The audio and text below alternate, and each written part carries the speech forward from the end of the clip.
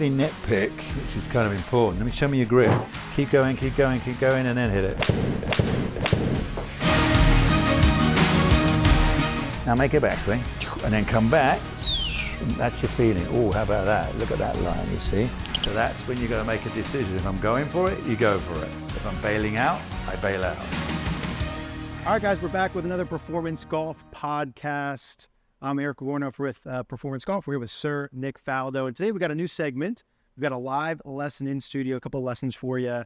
We're going to call this the Faldo Eye, right? The eye in the sky.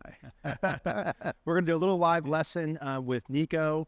Nico's a local college player, really good swing. You're going to see in a moment. And we're going to give you something a little bit different, some unique live lessons. But why don't we dive right in? Let's hit some shots, and we'll talk through where you're at with your game and what you're struggling with, and we'll guide them through some. Yeah, see if we can spot something for you. Let's do it. So, Nico, what club do we have there, bud? 7-iron. Why don't we rip like 3 or 4 shots just to get us started, and we'll answer some questions. We'll rock and roll.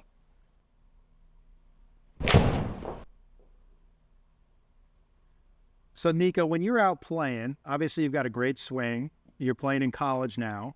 When things aren't going perfect, what are your miss-tendencies? Any direction or contact issues? Contact issues, I tend to hit a bit off the toe. A little toey. Yeah, toey, and I've kind of got a two-way miss going on. More predominant, I would say, to the right. If I get too quick, I'll tend to miss it left. So, yeah, okay. So we get some pushes to the right and some hooks to the left. Yep. Cool.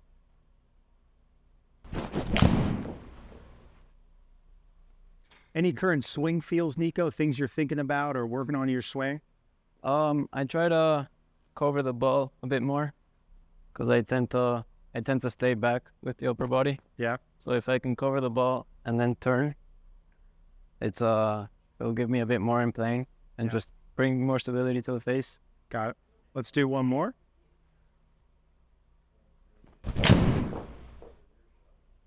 It's a pretty good one.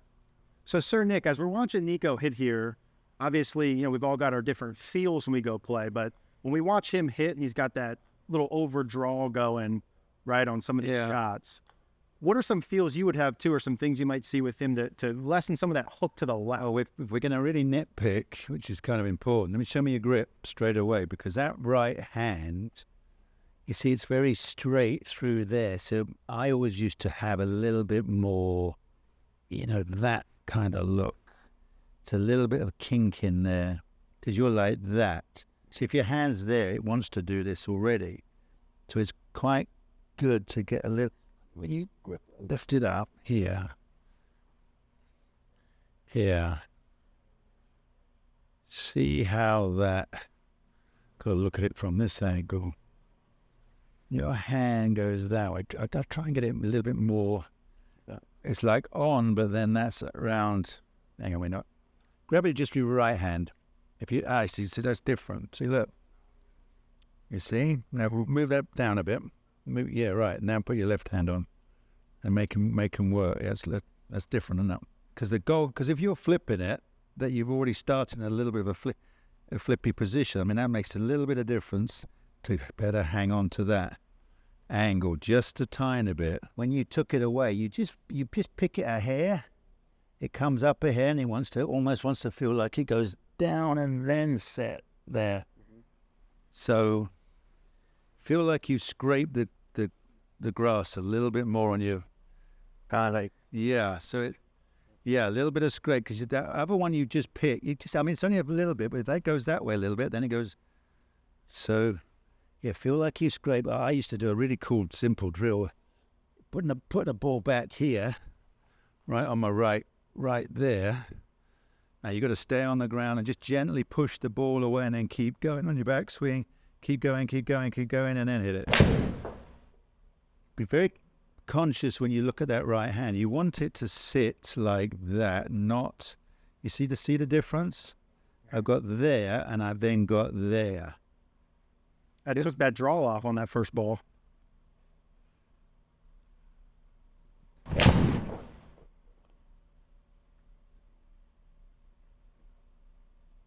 Okay, one. So when you grab the club like that for each time. There you go. And then see how that sets. So put it down there. Get it where you got to. Perfect. Put it there, right. So it's in position. That's different. And now put your left hand on without moving. There you go. That's different, isn't it?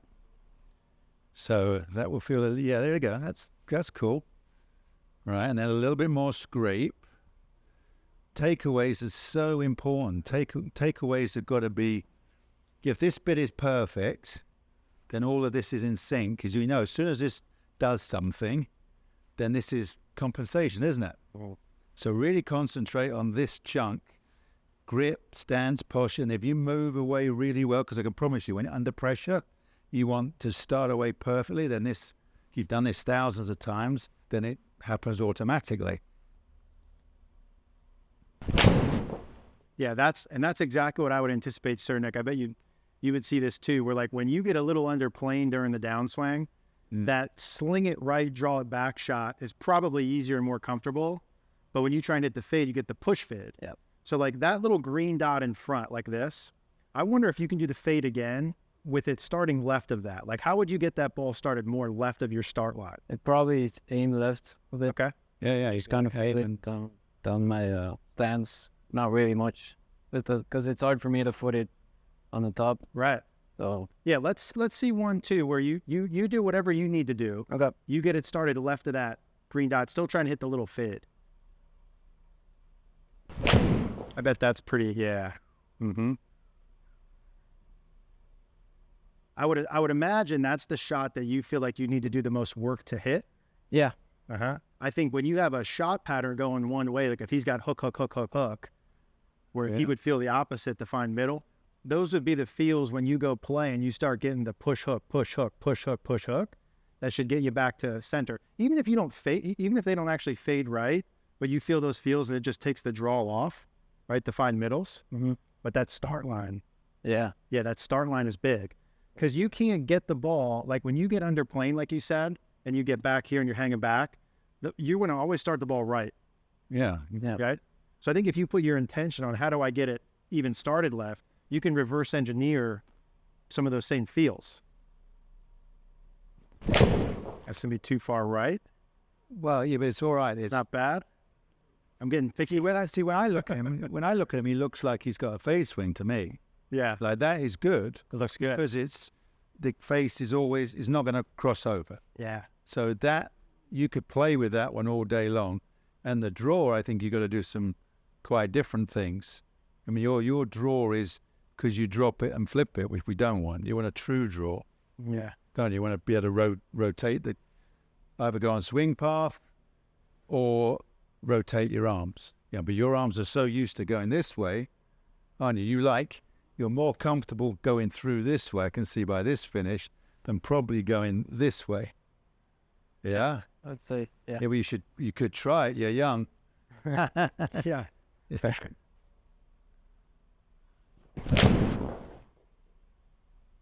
So what happened there? So what were you trying on that one? Fade? Yeah.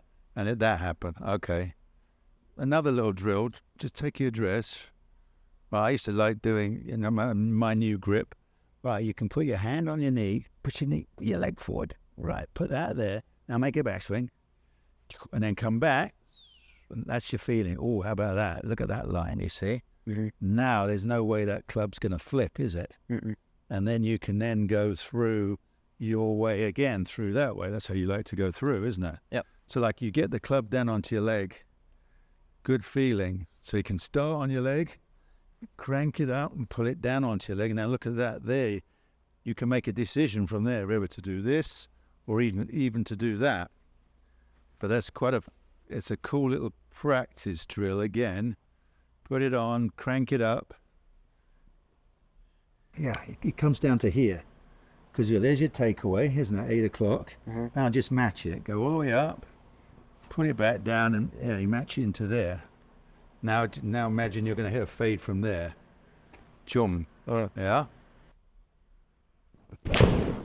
Cool. Or, it's another one. Let me see if I can do it. It's another one I used to like. So another one you can think about where you want to finish is really important, isn't it? So if your thumb is pointing there, you're going to hit a fade. Agree? Because you're going to come in and watch and So you're going to go through like that, and the golf ball will fade. Then you do the opposite. So I call that, what's that, 2 o'clock? Yeah? You got a clock face? Yep. So there's your 2 o'clock, and then go the other way, you go 10 o'clock. Okay. So if I get my thumb to go rotate, as much as I look, and now pointed at 10 o'clock, just do it. Square face, point it at 10 o'clock. There's my 1 yard draw. Look at that. Boom. So the secret to that is how you time your body. Obviously, on a fade, it can go as fast as it likes, can't it? Body goes as fast as it likes, and you're going to finish over there. Like, there's your fade every time. And if to draw it, the body's got to go a little slow. It's got to keep moving to get the arms down and then point it there.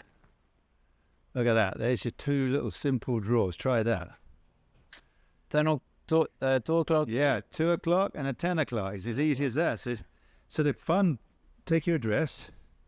So we work so much on our backswings. So just go from, don't even worry about the ball right now. Okay. Go to 2 o'clock. There you go. That's your great. See how your body works. Come back. Right, now go to 10 o'clock. Whoa, there you go.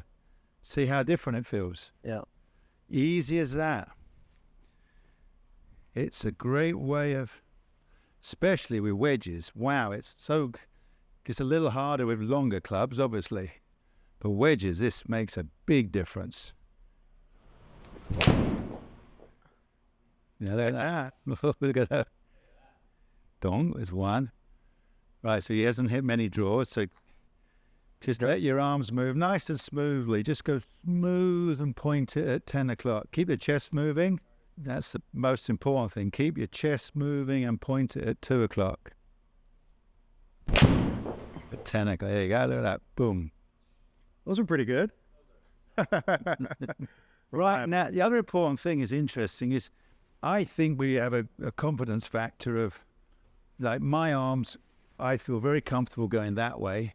And if I rotate them, it scares me a little bit. So I've got to do a lot of practice. So back in the day, I could do it. But now, Yeah. you're comfortable. So go with what you're comfortable with.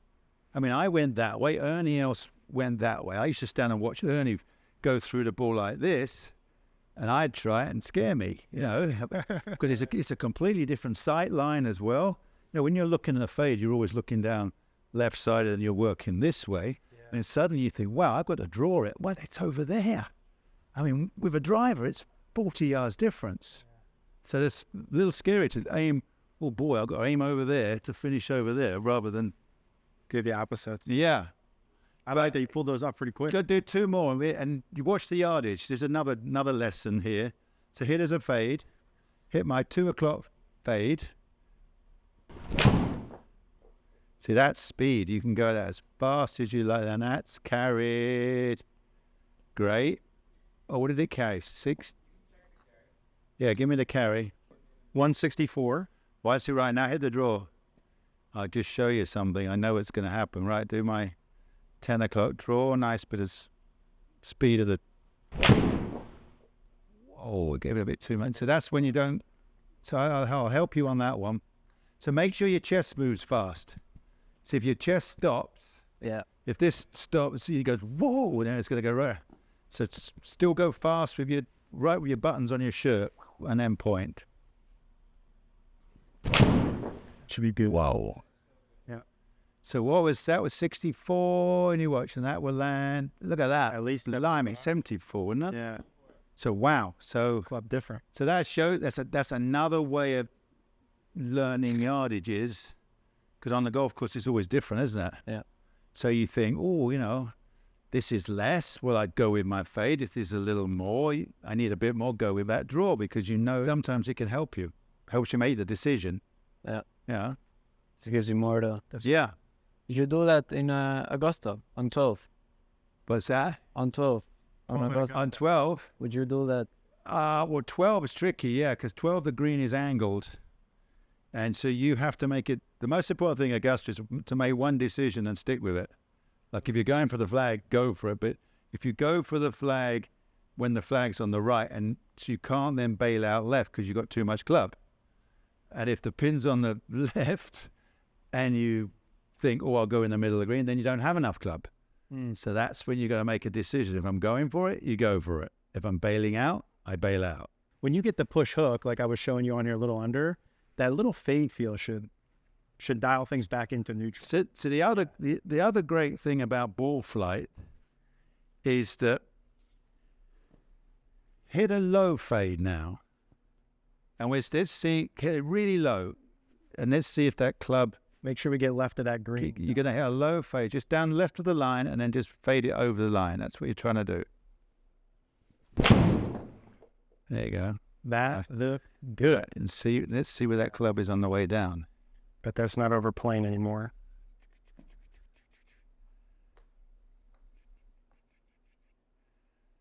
There you go. Look, right in his hands. Let's see that. Much see that. Come have a look. Look, I'm seeing you. See that.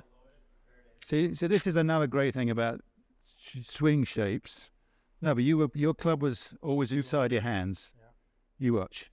Club will come right down. Look, see it? Look, bang, right in your hands. Yeah. There you go. Got rid of that. Okay. All because of shot shape. And I love hitting it low because I think low, and he hit a low draw for me as well.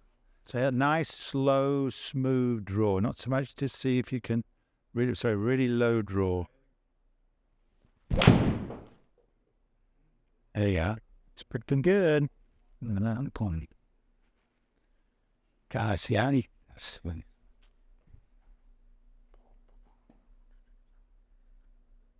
Pretty darn good at the top, too. So that will fix this as well. I can see it. Look, it's fixed it. So there's fixed, yeah? Sorry it took me so long. Yeah. It's amazing. It's a lovely feeling. Yeah, there you go. Look at that. Yeah. See, look, that's what you... Yeah, see, look. That's what you... So be very careful about... I think hitting that high, I think you should always mix it around. That's what you hit high, low, fade, draw, high, low, you do it all the time. And the body is learning and everything, and you're making decisions before you hit the ball, which is great fun. I can hit a low draw and you see it, do it, low, fade, high, low. And I think it helps keep your body balanced rather than do the same thing, time after time. If you stand, I think, trying to hit that big high draw off with the driver contorts your body a certain way, and I don't always think that's great for iron shots because, as you can see, irons it's a different position, isn't it? I'm a huge fan of take your address. You got to keep your angles here. You see, so when you go into a low impact, low fade, see they stay there. Yeah, it stays in. And now do low draw for me. Impact, low draw. Agreed. Slightly different. Now go for a high draw and watch the difference. See, look at that. See, wait, different. So just for a while, if you can keep your backside in the same place with this game, you agree, you're going to hit the ball in the same place. As soon as your backside moves, see what happens to your arms? Can't stop it, can I? With my back, if this can stay there, I can get my arms down in the same place. That's so important, isn't it? Hit the ball the same. As soon as this moves, whoop, it has to change. Just enough. So it makes it easy. By hitting the ball low, makes it easier to keep your butt back, which keeps your angles. Yeah? Got to get a slightly longer club. Get your 5-wood or something, or a 3-wood or whatever you got. Just hit me a low fade with that. Okay. So you got to clear and you got to send it along the ground. Into the right trees. Great.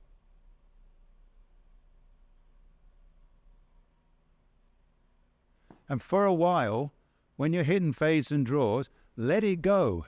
Okay. Because you can always rate it back. Nothing worse than trying to hit a fade and you pull it, right? So I'd rather you over-faded it and then go, okay, that's too much. So just feel it and do a little bit of less and slowly bring it back.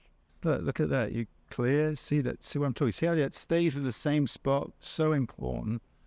Not under. Look, there you go. Look, there's your club in through your hands, exactly. And that's like I was saying here. See, there's that position here, but don't worry about that. We've fixed it already. There you go. clear, put some spin on the ball and buff and off you go. Full match. To hit a low draw as well. Kind of same deal. Get that. So just time the chest and the arms. Beautiful. There you go. It's just working. Excellent. Very good. So that's your only experiment, is for your low draw, how fast do the arms go and how fast does the chest go? So basically, like you did, if this moves smoothly, the arms have got to move smoothly. If the arms are going fast, the chest better move fast, yeah? So it's your choice. If you're going to go for a fast one, make sure this goes fast. So, but that was spot on again, wasn't it? I think it's interesting lesson learned for me too, teaching, where I want to go in and move stuff around, and basically the swing looked perfect from just hitting shots like that, doing the fade pattern. That I think was remarkable. Yeah. I like that. I think that's a great plan. Yeah. I think call that a wrap. Every time you get in the hunt, and whatever happens is fantastic experience. So don't listen to the guys you say, well, you blew it, you choked or whatever, because you felt something and you learn from it, don't you? And you go back and you train a bit more, practice a bit more, put yourself in the same situation, and you've learned from the one before. And I promise you the little light bulb will go, oh, I remember that.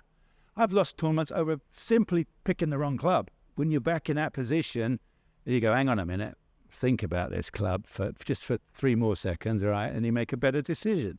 That's how you learn. I played the wrong chip shot at a time and lost a tournament. Then you learn. You go, don't try that one under pressure. And, after each tournament, get your phone and talk to yourself and say, I did this really well, and I didn't do that so good.